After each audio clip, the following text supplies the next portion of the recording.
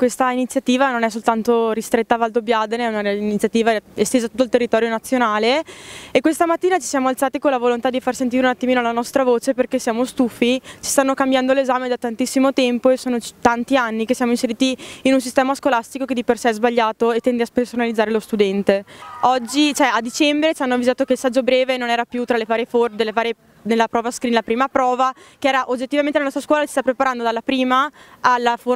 quella forma che ormai è quella vecchia dell'esame di maturità. Di conseguenza ci hanno cambiato prima appunto la prima prova, poi hanno aggiunto la cittadinanza, che è una materia che nessuno fa a scuola, nemmeno chi fa diritto la fa oggettivamente come se la richiedono.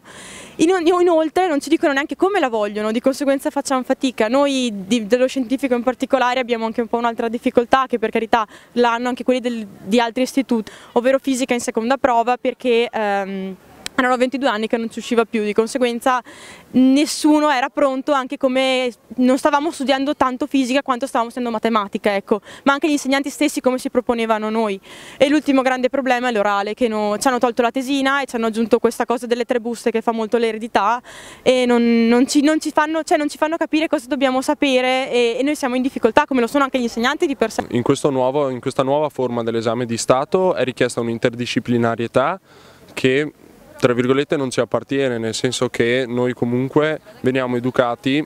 ci vengono insegnate le materie per compartimenti stagni, quindi ogni materia è fine a se stessa e improvvisamente ci viene chiesta un'interdisciplinarietà che noi non abbiamo sviluppato, che la scuola non ci ha educato a sviluppare. Il problema quindi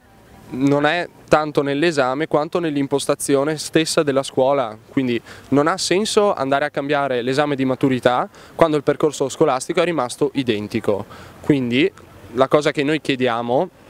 è, al di là dell'esame di maturità, anche di cambiare l'impostazione stessa della scuola, creando più interdisciplinarietà a partire dalla prima superiore direttamente. Nel momento in cui non c'è comunicazione tra